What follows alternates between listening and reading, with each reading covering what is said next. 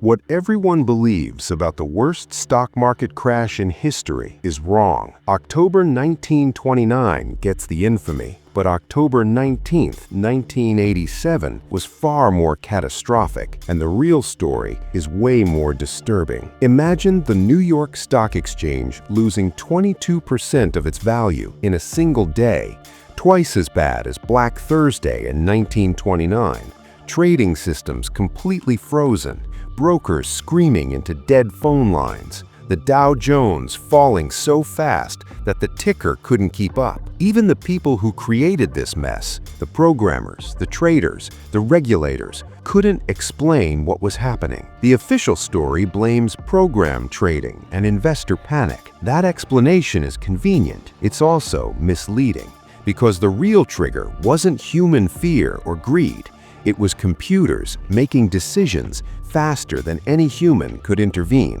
For the first time in history, algorithms were trading against other algorithms in a feedback loop that nearly vaporized the entire financial system. Let me show you what was actually happening behind the scenes.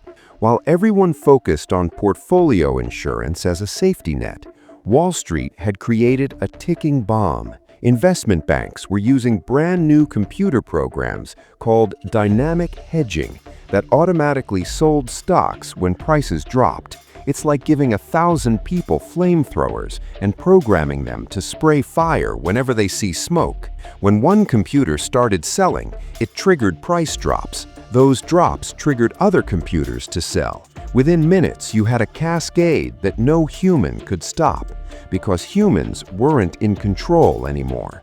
And then someone made it exponentially worse. On October 19, 1987, trading opened in London and Hong Kong with massive losses.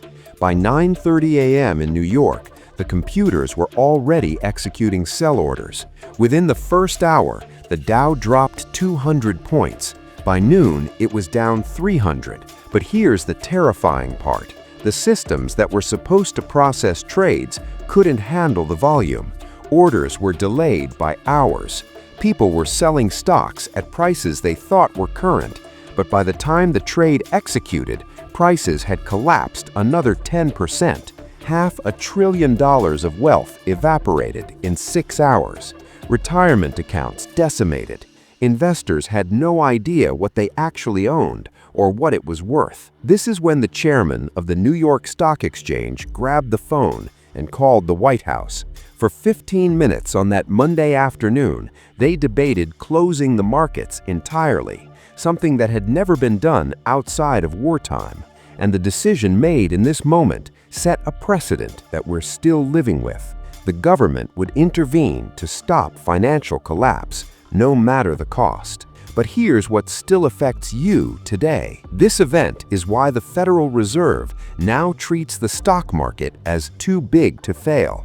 The policies created then, circuit breakers, trading halts, emergency liquidity, became the blueprint for every bailout since. The 2008 financial crisis, the 2020 pandemic crash. Every time, the Fed steps in because they learned in 1987 that letting markets collapse destroys more than just portfolios.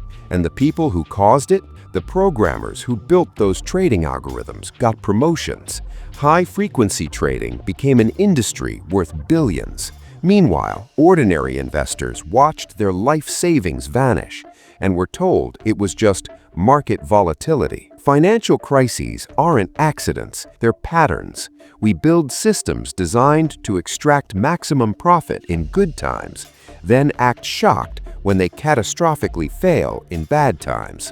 1987 proved that technology doesn't eliminate risk. It just makes disasters happen faster than humans can react. And we keep pretending each one is unique when they all follow the same script. Privatize the gains, socialize the losses. Drop a comment on which economic disaster I should explain next: the 2010 flash crash, the long-term capital management, or the Hunt brothers' silver manipulation. And subscribe, because I'm breaking down the financial events they don't want you to understand every single week.